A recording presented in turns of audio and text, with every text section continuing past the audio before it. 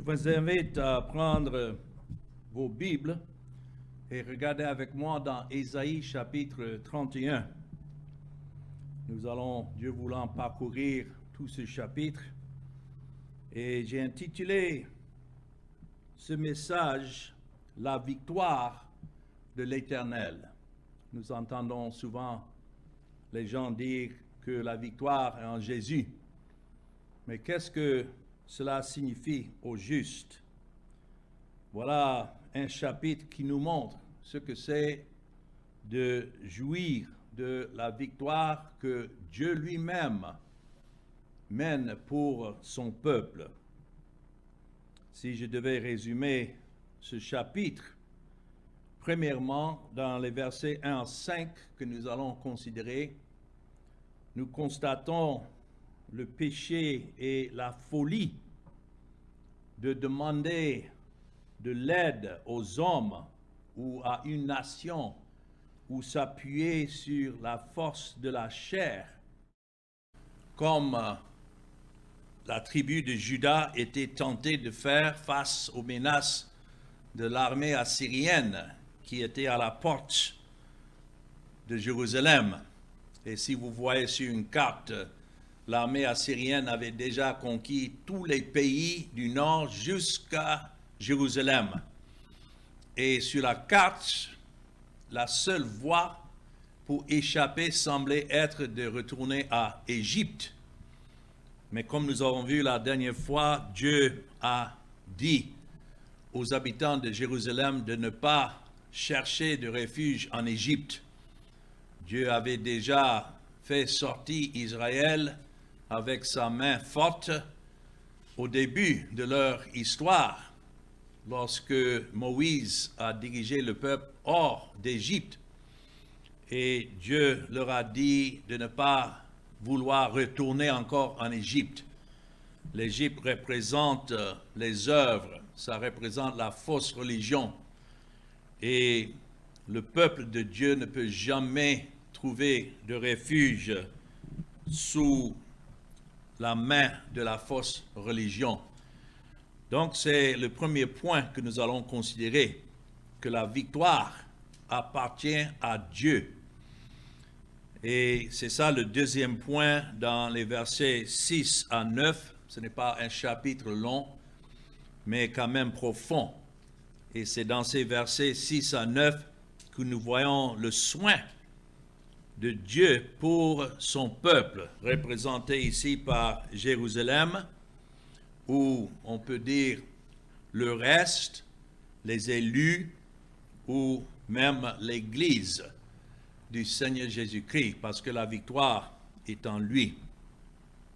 Donc voyons le premier point, dans le premier verset, la folie de se fier à l'Égypte, ou bien les œuvres de la chair, ou bien la fausse religion. Pourquoi est-ce que nous nous réunissons à part? Pourquoi nous ne disons pas, mais il y a beaucoup plus qui appartiennent à ces autres dénominations ou assemblées? Pourquoi continuer à nous réunir en si petit nombre par rapport aux autres? La raison, c'est que c'est Dieu qui nous a séparés. Et on ne peut pas nous assembler avec ceux qui poursuivent des faux dieux ou bien un autre évangile. Et c'est ce que l'Égypte représente avec ses œuvres. Alors, dans le premier verset, Dieu dit « Malheur ».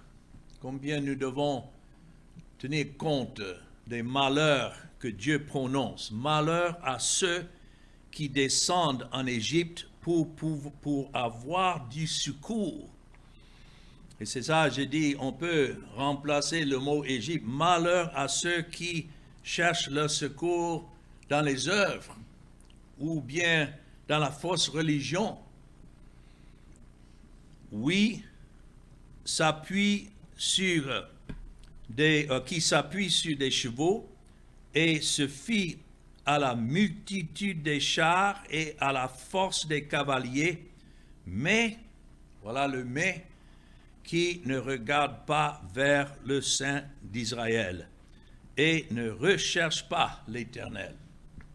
Ouais, le contraste est clair. Si quelqu'un poursuit son secours auprès des hommes ou bien par la force de la chair, donc c'est certain que cela ne regarde pas vers, notons, le Saint d'Israël, le Dieu juste. Donc, malheur à ceux qui regardent à l'Égypte et non pas à l'Éternel. Le message est simple et clair. Et c'est le message que nous avons à annoncer aujourd'hui aux hommes, quoique cela était dans un contexte historique. Et cela s'est réalisé exactement comme Dieu avait ordonné. Néanmoins, les leçons nous appartiennent aujourd'hui. Malheur à ceux qui regardent aux forces de leur chair, ou bien aux œuvres de leurs mains, ou bien même à leur soi-disant libre arbitre, et ne cherchent pas leur secours dans l'Éternel. Quand Dieu dit ici, malheur à ceux qui descendent en Égypte pour obtenir de l'aide, Ésaïe ici est en train de confronter Juda, effectivement, à deux péchés.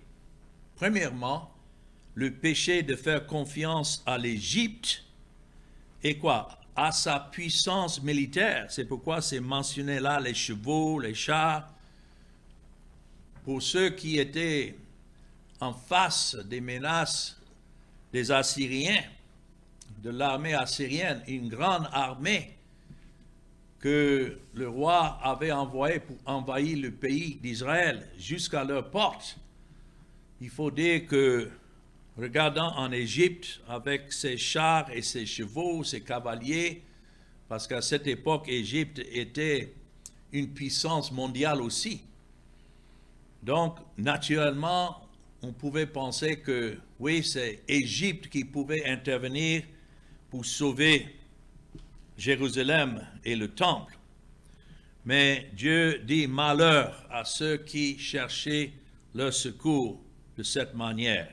Donc ça, c'était le premier péché, de faire confiance aux hommes ou bien à l'Égypte, plutôt de regarder à l'Éternel. Et ça, c'est le deuxième péché alors, le péché de ne pas se tourner uniquement vers le Saint d'Israël. Vous savez, ça c'est la repentance. La repentance, c'est de se tourner vers le Saint de l'Éternel et se confier en Jésus-Christ seul. On ne peut pas distinguer ou séparer la repentance et la foi. Les deux vont ensemble. Celui qui se repent, sa repentance est vers Dieu. Il n'a pas d'autre secours. Et aussi en Jésus-Christ. Mais Judas, ici, a estimé qu'ils avaient une raison de faire confiance aux chars, parce qu'ils étaient nombreux. Et voilà le problème que nous avons aujourd'hui. Des gens pensent que oui, puisqu'il y a beaucoup de gens qui assistent à différentes assemblées et leur nombre est vraiment grand, que donc c'est là qu'on doit se réunir, puisque les gens sont nombreux. Mais Dieu dit non, ce n'est pas compte tenu du nombre. Nous savons que le nombre des élus, de ceux qui adorent Dieu en esprit, en vérité, sont peu nombreux par rapport à ceux du monde. Mais pour cela, nous ne devons pas chercher notre recours avec eux. Aussi, Judas a estimé qu'ils avaient une raison de faire confiance aux cavaliers, parce que les cavaliers étaient très forts, mais il ne semblait pas trouver une raison de faire confiance au Seigneur. Quelle folie d'imaginer que le salut pouvait venir de l'homme et non pas du Seigneur. Bien sûr, il y en avait qui n'ont pas abandonné leur foi. Dieu avait toujours un reste parmi eux. Mais leur foi ici, pour la plupart, leur confiance était en soi. Et voilà ce qui condamne les hommes. Tout le monde vit par une foi. Tout le monde a une foi en quelque sorte. Mais quel genre de foi? La seule foi acceptable à Dieu est celle qui regarde à Dieu seul et ne se confie pas en soi. Il y en a aujourd'hui qui ont une foi dans leur foi et ils sont fiers de leur soi-disant foi, mais cette foi n'a pas pour objet le Seigneur.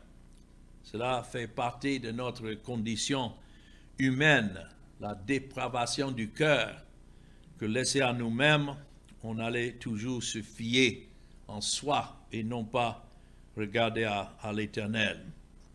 Ou bien, comme les dirigeants de Jérusalem, comme des prédicateurs de nos jours, faisant confiance à l'Égypte ou à leur dénomination et leur hiérarchie, que de faire confiance à Dieu tel qu'il se révèle dans la parole. C'est pourquoi dans le psaume chapitre 20 et le verset 7, nous lisons ceci, psaume chapitre 20 et le verset 7.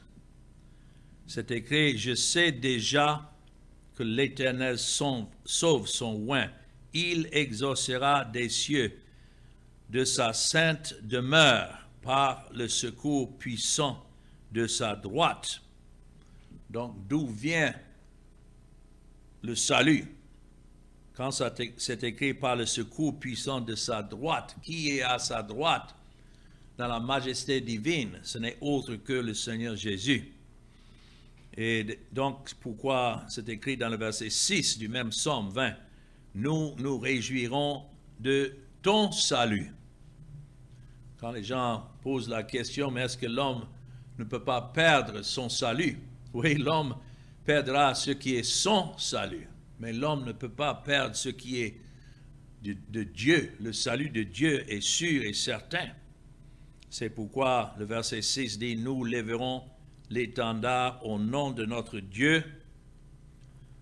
L'Éternel exaucera tous les vœux. » Voilà ce que ça signifie de regarder à l'Éternel et à l'Éternel seul. Maintenant, revenons dans mon texte, Ésaïe 31.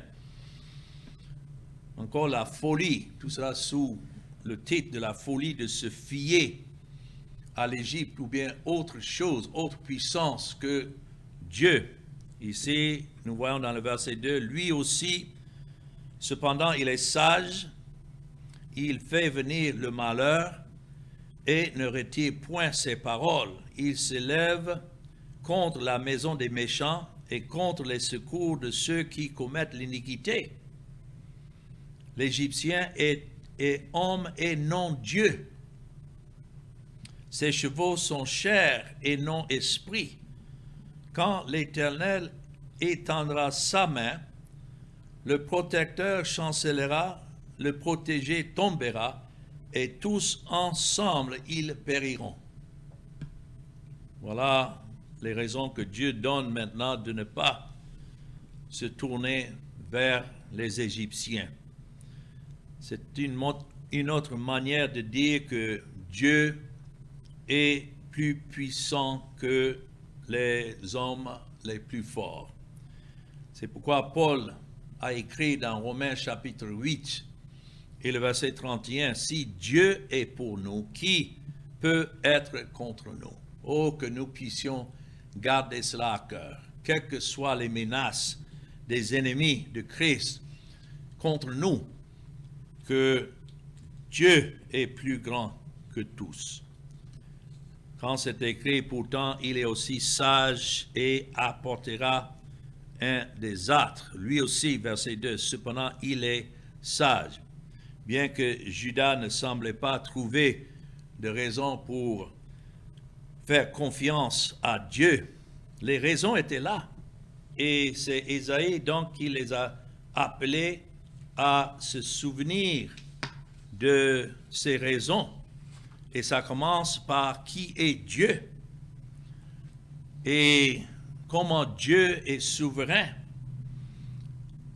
qui est plus sage que tous. Et dans sa sagesse, il sait juger les ennemis, mais ça serait en son temps.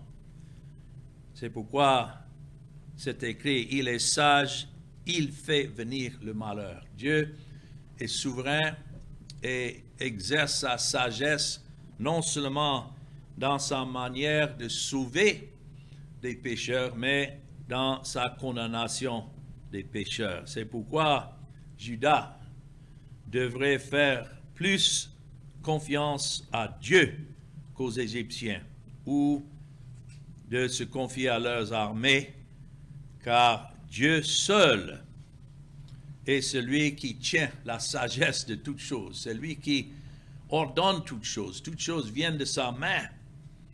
Et donc même le désastre qu'il allait apporter contre ses ennemis, il allait exercer cela en son temps. C'est lui, c'est écrit là, qui se lèvera contre la maison des malfaiteurs. Voilà pourquoi nous avons raison de se patienter. Souvent, quand nous sommes menacés par ceux qui s'opposent à l'Évangile, nous avons la tendance de vouloir faire quelque chose, ou bien combattre, ou réagir, tout cela. Non, patientons-nous, restons calmes et regardons à l'Éternel, parce que Dieu le dit bien dans le verset 3, les Égyptiens n'étaient que des hommes et non Dieu. Et leurs chevaux n'étaient que de chair et non d'esprit. Là, le mot esprit pouvait même être écrit en majuscule. Qui est l'homme face à l'esprit de Dieu? L'homme n'est rien. C'est Dieu qui, par son esprit, détient la vie des gens, même les plus méchants. Et au moment voulu que Dieu retire son esprit, voilà, l'homme même le plus puissant, le plus sage, va tomber et doit mourir. Parce que c'est Dieu qui détient la vie de tout être, que ce soit des hommes ou bien des animaux. Donc, qu'est-ce que les chevaux qui ne sont que de chair par rapport à l'esprit? C'est là que Judas s'est également trompé quant à leur confiance en l'Égypte, même en regardant à l'Égypte. Vous savez que le péché sort du cœur, et même avant que ce n'ait commis, déjà dans la pensée, le péché est là. Et tel était le péché, le fait même d'imaginer ou de regarder ou bien penser, tandis que c'était encore dans leur cœur que l'Égypte pouvait être en quelque sorte un sauveur. Voilà leur folie. Non, les Égyptiens et leur armée tout entière n'étaient pas aussi puissants qu'ils le semblaient. Parce que c'est Dieu qui détient même les armées du monde et qui décide, lui seul, où ces armées doivent s'avancer et où ces armées doivent se reculer. Tout ce que l'Éternel devait faire pour les renverser, c'était simplement comme le souffle de les pousser en arrière, ainsi que tous ceux qui se confiaient en eux. C'était simplement, comme il dit ici, d'étendre sa main. Étendre sa main, non seulement, non pas dans sa grâce, mais plutôt dans son jugement. Alors ça, c'est le premier point que nous voyons ici, la folie de se confier en Égypte. Maintenant, considérons le deuxième point. Et cela, nous voyons dans les versets 4 à 9.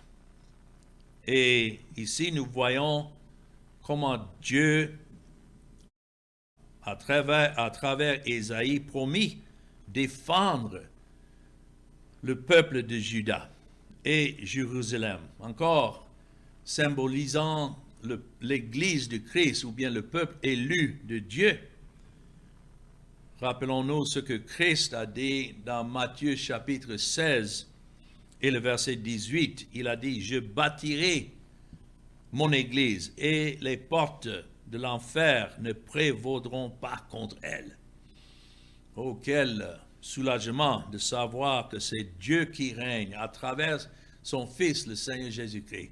Et rien ne peut toucher ceux qui appartiennent à Christ, qui ne touchent pas d'abord le Seigneur lui-même. C'est pourquoi dans les versets 4 et 5 ici de mon texte, nous voyons comment Dieu a promis défendre la montagne de Sion. Encore, la montagne de Sion est symbolique de l'Église ou bien du peuple de Dieu.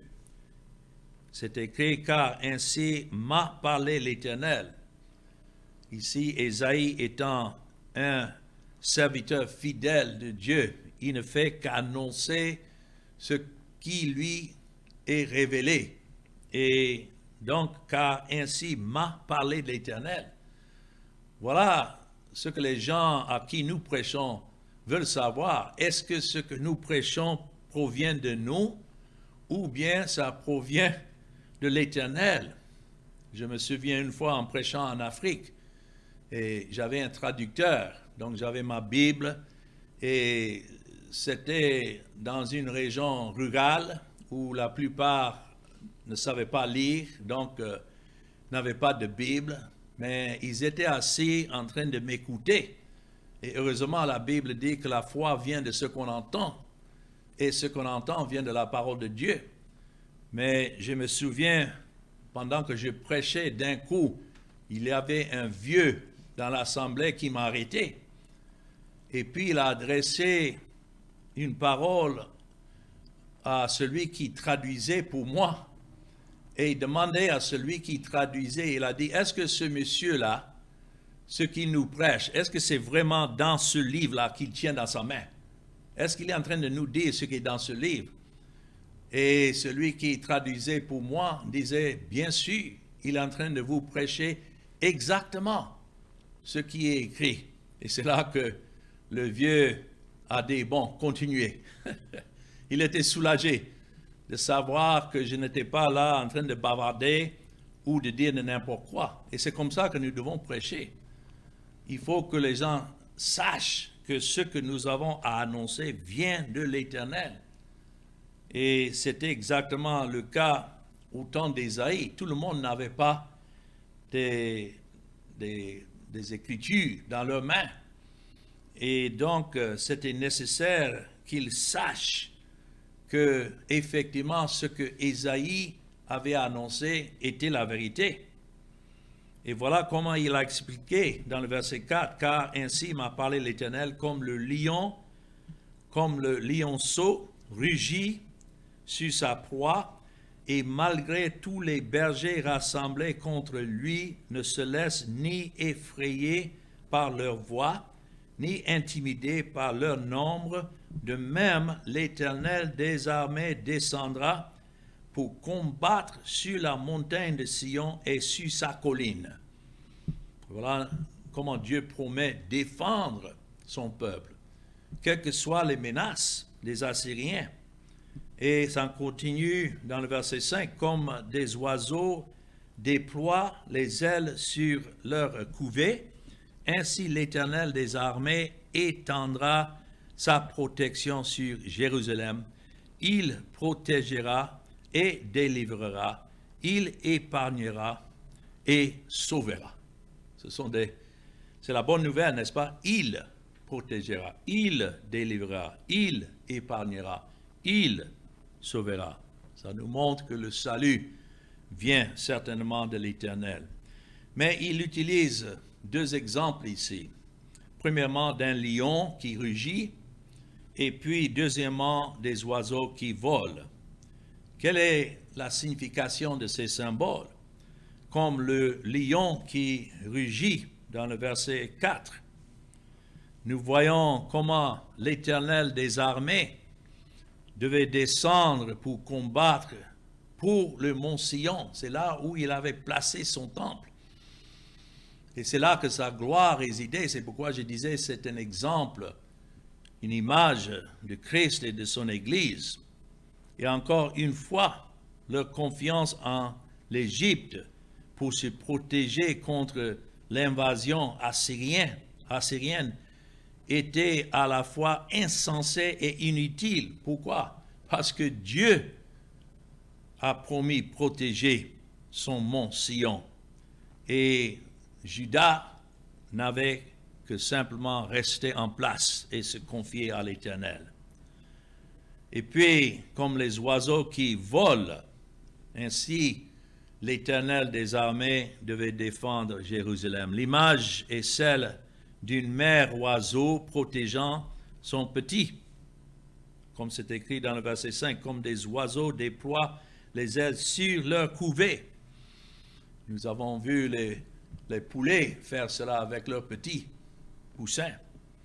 Ainsi, Dieu défendra Jérusalem avec la férocité, non seulement d'un lion, mais aussi la tendre sollicitude d'un oiseau. Voilà les deux aspects de Dieu que nous voyons là. Dieu dans sa justice et sa colère en train d'agir, mais aussi dans sa grâce et sa miséricorde représentée par l'oiseau en train de protéger ceux qui lui appartiennent.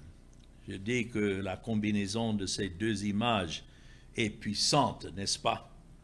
Comme des oiseaux qui volent, qui viennent d'en haut et ne peuvent donc pas être évités, qui volent vite et qui s'engagent résolument lorsqu'ils s'aperçoivent que leurs petits sont en grand danger.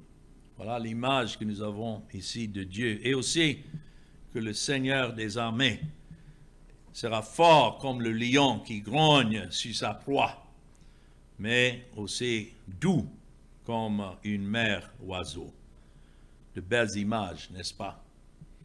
Et nous continuons donc dans les versets 6 à 9 pour voir ici l'appel de Dieu à la repentance. C'est pour ces raisons qu'il appelle son peuple à la repentance et de ne pas chercher autre solution pour le salut. C'est pourquoi nous lisons dans le verset 6, et ça ce n'est pas une invitation, c'est un commandement. Revenez à celui dont on s'est profondément détourné. L'image de la repentance, c'est de se tourner vers Dieu. Et notons à qui cela est appelé, enfants d'Israël.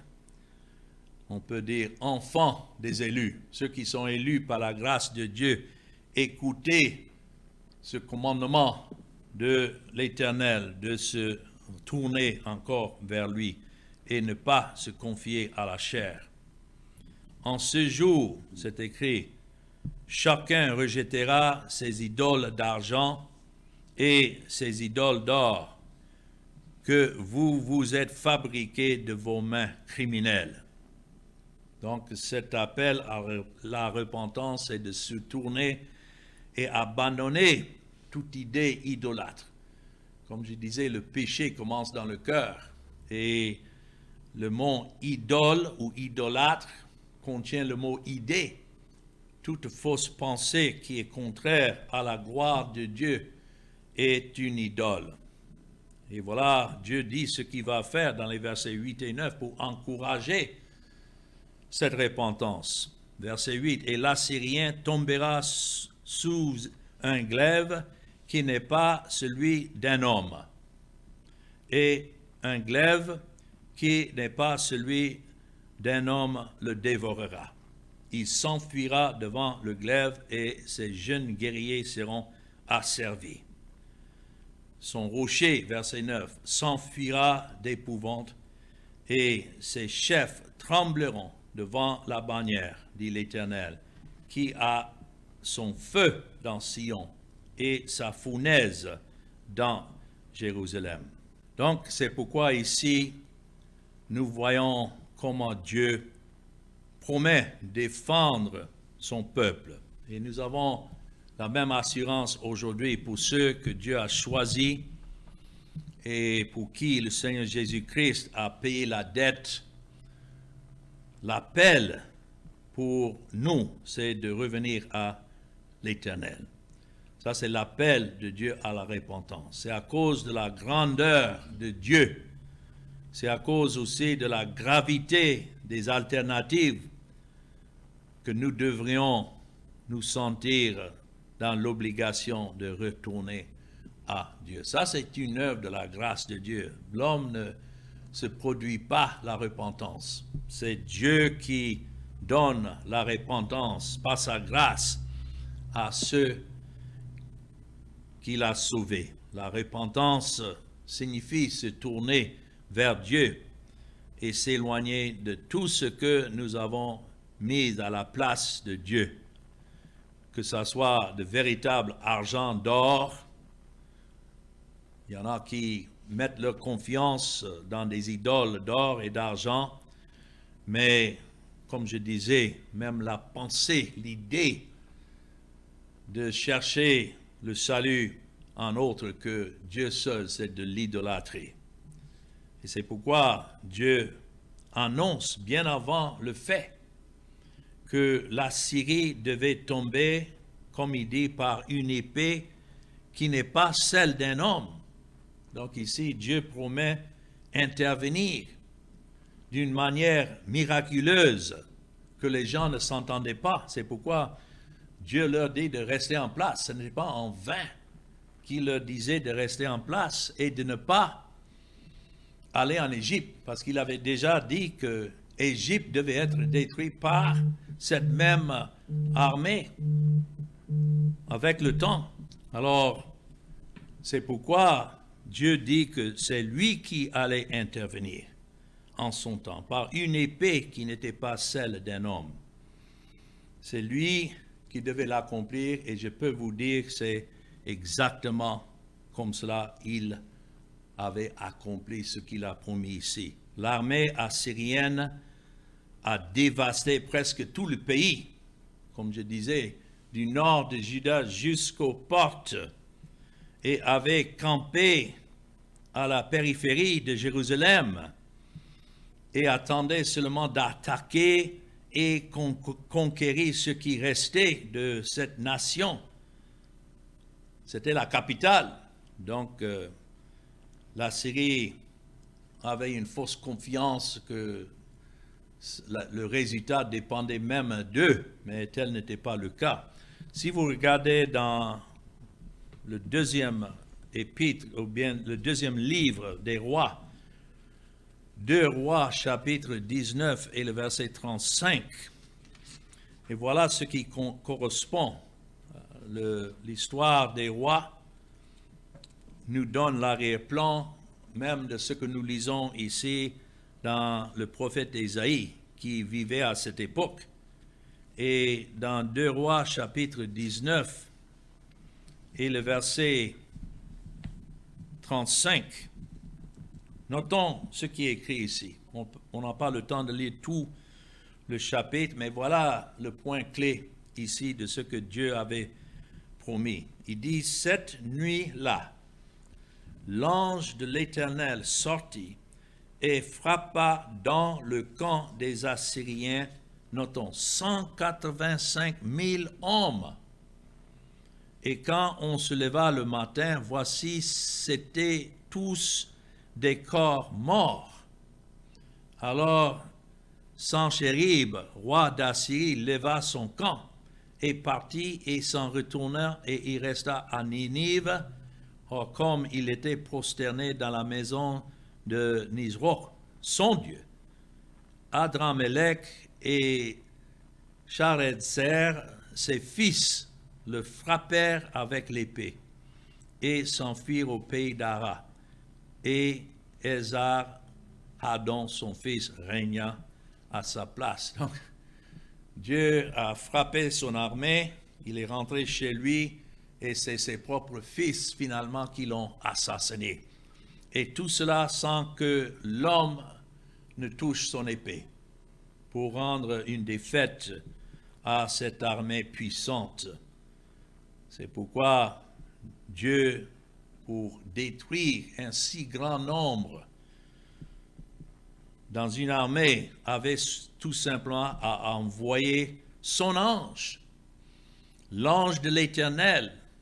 Je crois dans l'Ancien Testament où nous voyons cette expression, l'ange de l'Éternel. Le mot ange signifie messager de l'Éternel.